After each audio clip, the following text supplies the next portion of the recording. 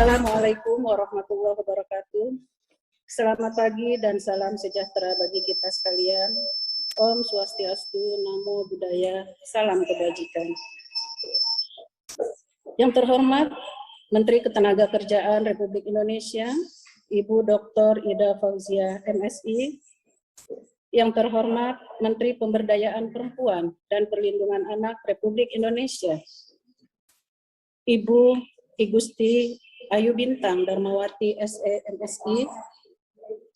Yang terhormat para narasumber webinar hari ini, Profesor Dr. Silviana Murni, SH, MSI, Ibu Diana Dewi, SE, Ketua Kadinda DKI Jakarta, Ibu Oki Asokawati, MPSI. Beliau adalah Ketua Dewan Pembina DPP P2 LIPI. Yang saya hormati Dirjen Bina Penta dan PKK Kementerian Ketenagakerjaan Republik Indonesia, Bapak Suhartono. Yang saya hormati Dirjen Pembinaan Pengawasan Ketenagakerjaan, Ibu Heriani Umondang, beserta staf khusus Menteri Ketenagakerjaan Republik Indonesia. Yang saya hormati Ketua Dewan Penasehat DPP P2 LIPI, Ibu Dr. Anda Mulia Jaya Putri, MPA, PSI. Yang saya hormati, yang saya banggakan, seluruh jajaran pengurus P2 LIPI, pengurus DPP P2 LIPI, pengurus DPW P2 LIPI, pengurus DPC P2 LIPI di seluruh Indonesia. Yang saya hormati para undangan dari organisasi seperti KOANI, WITT, Lemhanas, Kadin, Lion, dan IID, serta para undangan sekalian yang berbahagia. Pertama-tama marilah kita panjatkan puji syukur kehadirat Allah Subhanahu wa Ta'ala karena atas berkah, rahmat, serta ridhonya pada kesempatan yang sangat baik ini kita masih diberikan kesehatan sehingga masih bisa mengikuti kegiatan yang insya Allah sangat bermanfaat bagi kita sekalian. Alhamdulillah pada hari ini P2 LIPI mengadakan webinar dengan mengangkat tema Kupas Tuntas Peran Perempuan dalam Mengisi Pembangunan Bangsa. Saya selaku Ketua Umum P2 LIPI beserta seluruh jajaran DPP P2 LIPI merasa sangat berbahagia sekali karena walaupun dalam kondisi keterbatasan akibat adanya pandemi COVID-19 kami masih bisa melakukan kegiatan yang baik ini. Selaku Ketua Umum, saya mengucapkan terima kasih banyak khususnya kepada para Menteri, Menteri Ketenagakerjaan dan juga Menteri Pemberdayaan Perempuan atas dukungannya pada kegiatan webinar kali ini, dan juga terima kasih kepada para narasumber yang nanti akan berbagi ilmunya kepada kita sekalian. Hadirin sekalian, membangun bangsa adalah upaya yang berkesinambungan ke seluruh aspek kehidupan masyarakat. Perempuan Indonesia tentu saja harus ikut memegang peranan penting dalam pembangunan bangsa. Mengapa? Karena jumlahnya yang mencapai 133,66 juta orang, yaitu sekitar 49,42%. Ini hampir separuh dari penduduk Indonesia adalah kaum perempuan. Jumlah yang hampir sebanding dengan penduduk laki-laki, pantas bila perempuan dijadikan salah satu komponen di dalam membangun bangsa. Mengutip kata-kata bijak sang proklamator, Bung Karno mengatakan, laki-laki dan perempuan adalah sebagai dua sayapnya seekor burung. Jika dua sayap sama kuatnya, maka terbanglah burung itu sampai ke puncak yang setinggi-tingginya. Jika patah salah satu dari dua sayap itu, maka tak dapatlah terbang burung itu sama sekali. Hal ini bila merujuk ke pembangunan bangsa, maka dapat dijabarkan bahwa tanpa melibatkan peran perempuan dalam membangun bangsa, sudah bisa diprediksi hasil yang akan dicapai tidak akan optimal. Oleh sebab itu, dalam rangka memperingati Hari Kemerdekaan Republik Indonesia yang ke-76, isu peran perempuan dalam mengisi pembangunan bangsa dijadikan topik pembahasan pada kali ini untuk melihat sejauh mana upaya-upaya pemberdayaan perempuan yang juga merupakan misi dari P2LIPI, berhasil melahirkan perempuan yang dapat menjadi subjek pembangunan, aset potensial, dan kontributor di dalam mengisi pembangunan bangsa. Hadirin yang berbahagia, seperti kita ketahui, pemberdayaan perempuan menjadi salah satu fokus pemerintah Indonesia dalam mewujudkan tujuan pembangunan yang tercantum dalam tujuan pembangunan berkelanjutan, yaitu mengenai keadilan dan kesetaraan gender, yang juga tertuang di dalam Rencana Pembangunan Jangka Panjang Nasional 2005-2025. Dengan target 2030 sudah terwujud. Nah, ibu-ibu dan para peserta webinar sekalian, ini artinya waktu untuk pencapaian target di atas kurang dari 7 tahun lagi. Lalu sudah sejauh mana kesetaraan akses bagi perempuan dan laki-laki dalam bidang pendidikan misalnya, kesehatan, dunia kerja, serta teknologi informasi dan komunikasi saat ini. Kita boleh berbangga bahwa kita sudah pernah mempunyai presiden perempuan, yaitu Ibu Megawati Soekarno Putri, Presiden Republik Indonesia kelima. Kita juga sangat bangga pada saat ini, di dalam Kabinet Indonesia Maju, ada 6 menteri perempuan dari 34 menteri, dan 2 diantaranya bersama-sama kita saat ini. Kita juga boleh bangga untuk dunia kerja yang syarat laki-laki, dengan jenis pekerjaan berlabel sangat laki-laki, seperti mining ataupun pertambangan misalnya.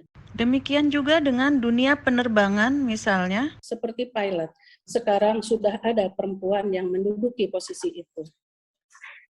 Di samping bidang lain tentunya seperti BUMN, perguruan tinggi maupun kesehatan.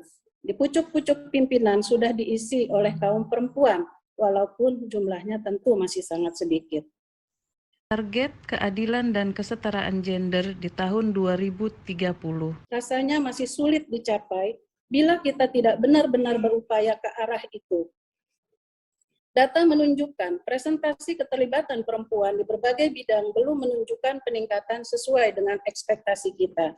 Perempuan di DPR misalnya, meski sudah diintervensi dengan kuota 30%, saat ini baru ada 118 anggota perempuan dari 575 anggota DPR terpilih. Presentasinya masih 21%. Sementara untuk DPD, ada 42 anggota perempuan dari 136 anggota DPD terpilih. Presentasinya yang ini alhamdulillah menembus kuota, yaitu 30,88%. Pada bidang usaha, menurut Women in Business, saat ini memang hanya sekitar 20% perempuan yang dapat menduduki posisi di middle management, yaitu manajer di bawah manajer eksekutif. Sementara untuk mencapai posisi CEO hanya 5%. Lalu masih adakah peran perempuan pada bidang lain? Ternyata selain memang ada yang tidak bekerja, umumnya perempuan juga lebih banyak berperan di sektor informal. Mungkin untuk masalah ini kita akan mendapatkan wawasan yang akurat dari Ibu Menteri Ketenagakerjaan Republik Indonesia. Dari beliau, kita juga akan mendengar lebih jelas bagaimana posisi tawar tenaga kerja perempuan Indonesia saat ini. Hadirin yang saya cintai, menurut Bank Dunia, perempuan Indonesia usia kerja yang aktif dan angkatan kerja saat ini secara umum hanya mencapai 54%, sementara laki-laki mencapai 82%. Ini berarti perempuan yang berpartisipasi dalam perekonomian masih sedikit, padahal kelompok usia produktif 15-64 tahun adalah potensi yang sangat besar untuk mempercepat pertumbuhan ekonomi.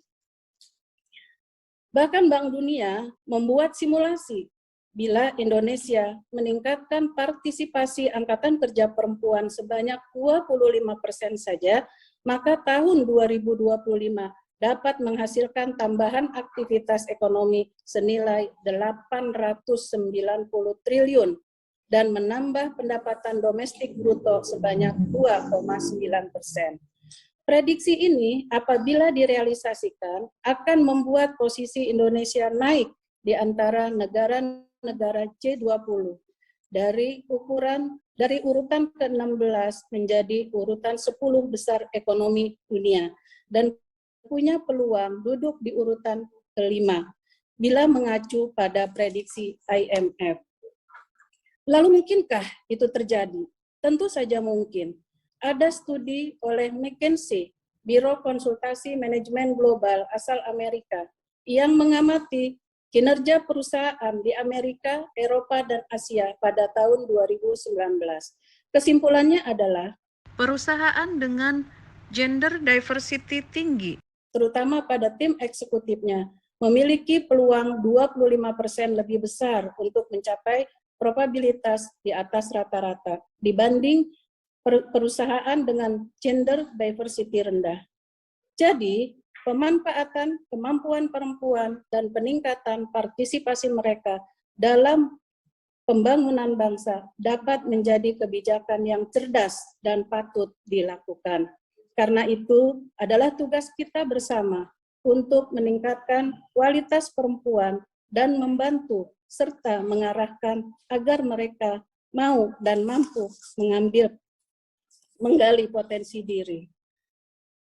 Hadirin yang berbahagia, harapan saya semoga dengan mengikuti webinar kali ini, para peserta dapat membuka wawasan baik tentang potensi diri maupun tentang peluang untuk melakukan hal-hal positif di dalam upaya untuk bisa ikut berkontribusi mengisi pembangunan bangsa. Hadirin yang berbahagia, demikian sambutan yang bisa saya sampaikan.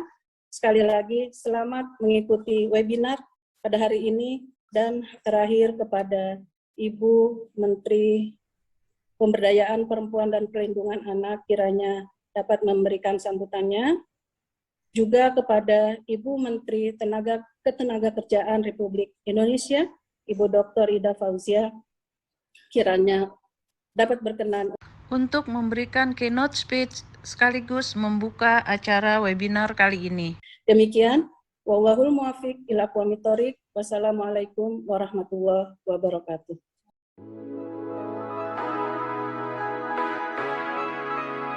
Assalamualaikum warahmatullahi wabarakatuh.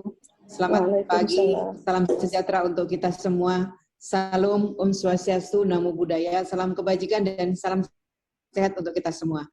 Yang saya hormati Menteri Pemberdayaan Perempuan dan Perlindungan Anak, Ibu Gusti Ayu Bintang Darmawati.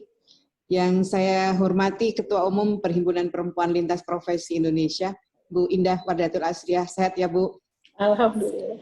Dan saya ketemu meskipun secara virtual. Yang saya hormati para narasumber, Bu Silviana Murni, Ibu Oki Asokawati, Bu Diana, dan semua Bapak Ibu tamu undangan. Saya nggak tahu ada Bapaknya apa enggak ya, Bapak Ibu. Hadirin sekalian yang saya hormati.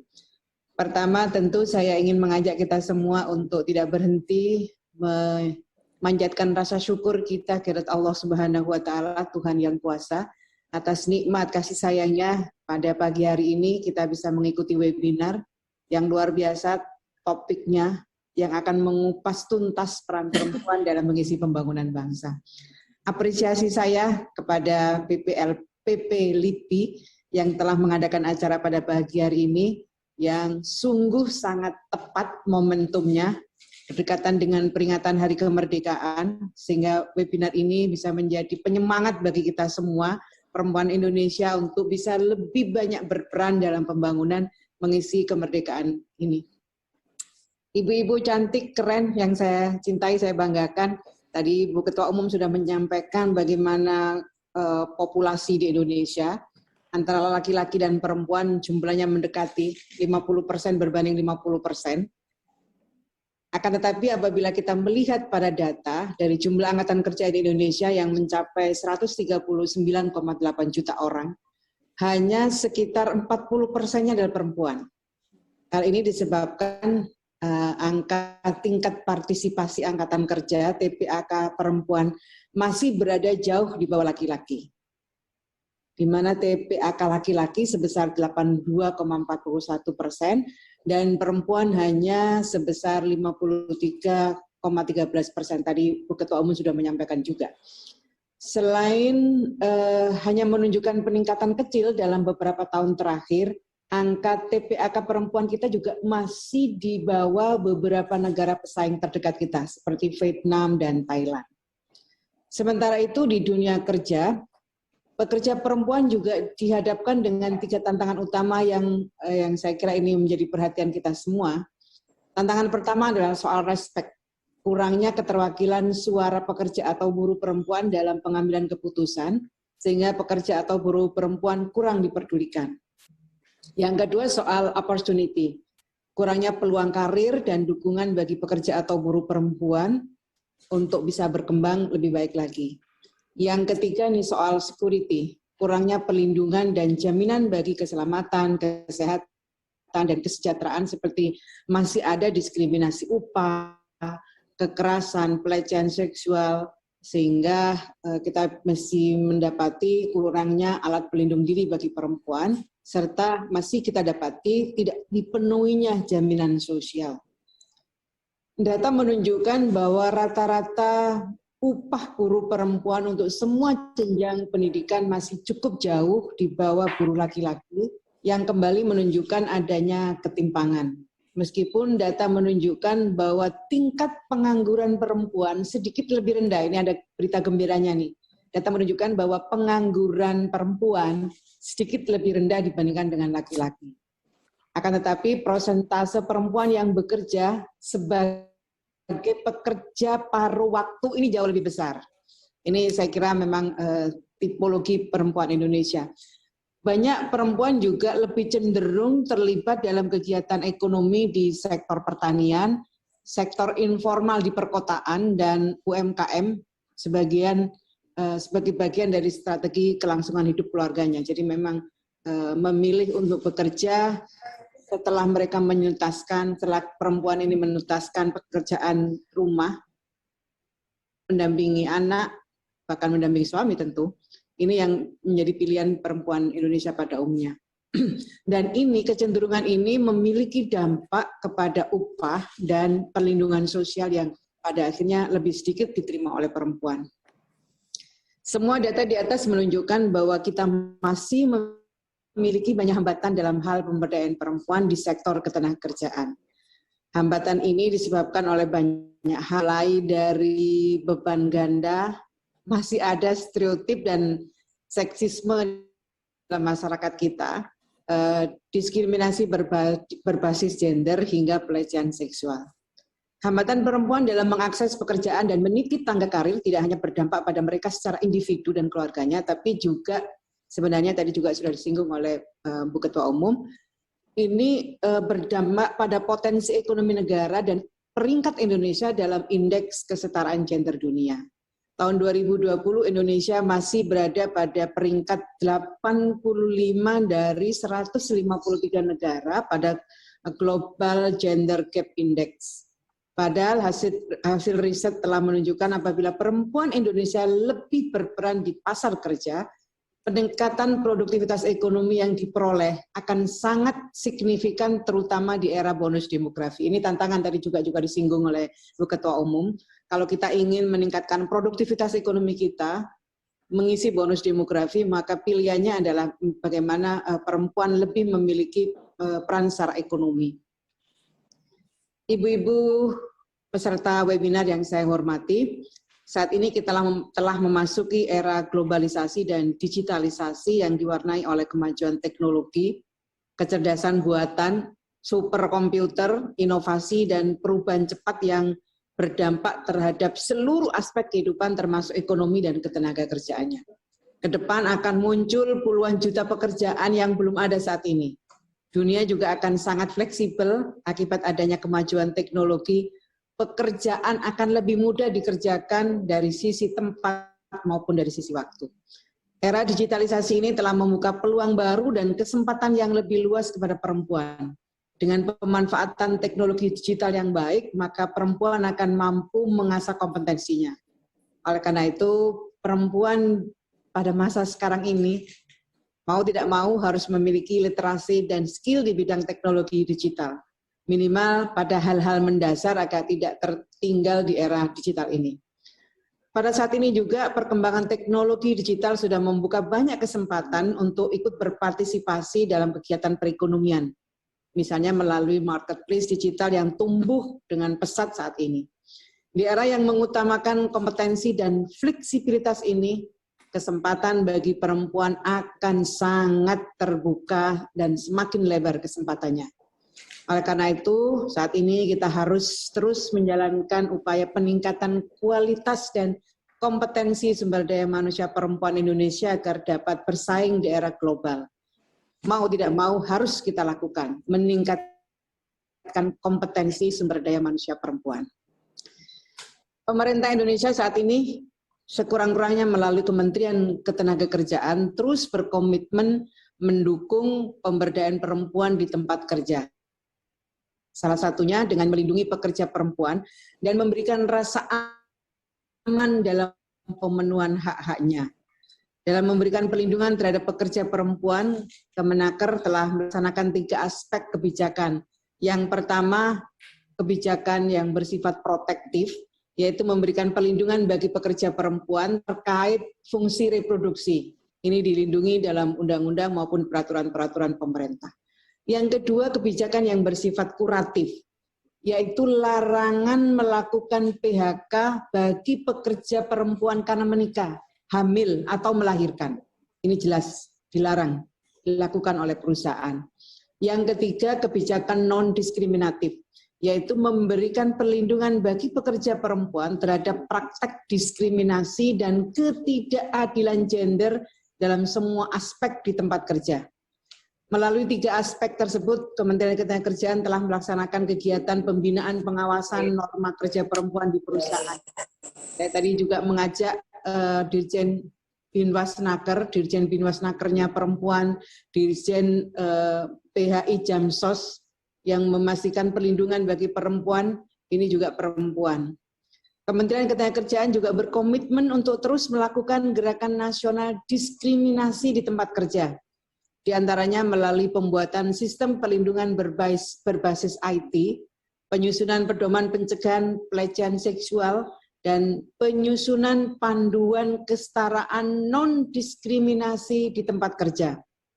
Kami juga mendorong komitmen dari perusahaan-perusahaan untuk mencantumkan kesepakatan non-diskriminasi bagi pekerja masuk dalam peraturan perusahaan atau masuk dalam PKB. Perjanjian kerja bersama ini harus melibatkan baik pekerja maupun pengusaha. Untuk memberdayakan pekerja yang terdampak oleh pandemi, kami juga melaksanakan program pengembangan perluasan kesempatan kerja berupa program padat karya dan kewirausahaan. Banyak dari paket tersebut diberikan kepada kelompok perempuan sehingga mereka dapat kembali terberdayakan dan bisa membantu membangkitkan perekonomian keluarga, pada akhirnya membantu perekonomian masyarakat dan perekonomian negara.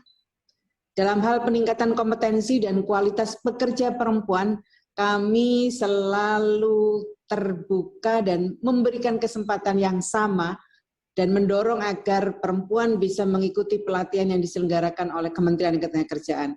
Kami juga membuka jurusan-jurusan yang banyak diminati oleh perempuan seperti kecantikan dan fashion. Pemerintah juga terus melakukan langkah-langkah perbaikan regulasi di bidang ketenagakerjaan, diantaranya melalui Undang-Undang Cipta Kerja, yang diharapkan dapat memperbaiki akses perempuan terhadap pasar kerja. Di antaranya isu yang diakomodasi adalah di Undang-Undang Cipta Kerja ini, ibu-ibu semua yang saya cintai, mengakomodasi waktu kerja yang fleksibel dan bentuk hubungan baru antara pemberi kerja dan pekerja. Yang ini sebelumnya tidak diatur. Dulu waktu kerja itu ketat, sekarang pekerja itu boleh bekerja dalam waktu yang fleksibel. Ini mengakomodasi ibu-ibu yang bekerja setelah menyelesaikan pekerjaan domestik. Saya ngomong pekerjaan karena pekerjaan rumah itu adalah pekerjaan yang kalau dinominalkan juga ada nominalnya. Jadi banyak ibu-ibu yang bekerja setelah suami anaknya beraktivitas, kemudian dia bekerja pada jam tertentu dan selesai sebelum jam kerja pada umumnya dan kembali ke rumah. Ini yang diakomodasi di Undang-Undang Cipta Kerja. Dengan adanya perbaikan ini diharapkan akan ada semakin banyak kesempatan bagi perempuan untuk masuk kerja dan berkontribusi positif pada perekonomian. Perlu saya sampaikan kembali bahwa Undang-Undang Cipta Kerja ini tetap memberikan perlindungan kepada hak-hak pekerja perempuan yang telah ada di undang-undang sebelumnya, Undang-Undang 13 2003. Kecil rasanya kalau ada Menteri Tenaga Kerja Perempuan ternyata mengepiri hak-hak perempuan yang sudah diatur di Undang-Undang 13 2003. Tidaklah Ibu-Ibu, itu benar-benar berita hoax. Yang ingin saya pastikan bahwa Undang-Undang Cipta Kerja itu tetap memberikan perlindungan kepada hak-hak pekerja perempuan yang telah diatur di undang-undang sebelumnya.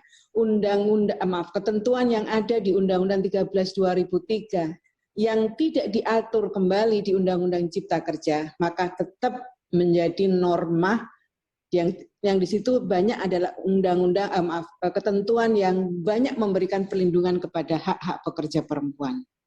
Seperti hak cuti haid, melahirkan, itu tetap ada dan tetap dilindungi. Ibu-ibu yang saya cintai, seluruh peserta webinar, jadi terkait pemberdayaan perempuan di dunia kerja, sikap pemerintah sudah jelas sangat mendukung upaya untuk memberdayakan perempuan di tempat kerja. Tidak boleh ada diskriminasi gender karena posisi laki-laki dan perempuan adalah setara. Namun, permasalahan pemberdayaan perempuan di dunia kerja tidak hanya bisa diselesaikan oleh regulasi. Ada peran kultur, budaya, dan perilaku yang ternyata juga menghambat semangat kesetaraan tersebut. Untuk itulah dibutuhkan sinergitas, komitmen, upaya konkret, tidak hanya dari pemerintah, tapi juga dari stakeholder terkait seperti pekerja, serikat buruh, pengusaha, dan masyarakat secara luas. Karena ini terkait banyak dengan kultur, dengan budaya yang pemerintah sudah memagari dari sisi regulasi, tapi kita juga harus perkuat dari sisi kultur dan budaya. Dengan kerjasama, dengan sinergitas dari stakeholder, semua stakeholder, saya yakin dan percaya kita bisa mewujudkan pemberdayaan perempuan yang berorientasi terhadap zero accident dan zero harassment dan zero discrimination demi mendorong tercapainya kesetaraan gender bagi pekerja atau buruh perempuan. Sekali lagi apresiasi saya berikan kepada PP LIPI yang telah menyelenggarakan acara pada pagi hari ini. Semoga P2 LIPI bisa terus menjalankan perannya mendukung pemberdayaan perempuan untuk mengisi pembangunan bangsa. Dengan memohon ridho dari Allah atas permintaan Bu Ketua Umum dan dengan mengucap Bismillahirrahmanirrahim, secara resmi saya membuka acara webinar P2 LIPI Kupas Tuntas Peran Perempuan dalam Mengisi Pembangunan Bangsa. Semoga Allah senantiasa memberikan perlindungan kepada kita, memberikan kekuatan kuat kepada kita semua untuk bisa keluar dari pandemi COVID-19. Terima kasih. Wallahul muwaffiq ila aqwamit thoriq. Wassalamualaikum warahmatullahi wabarakatuh.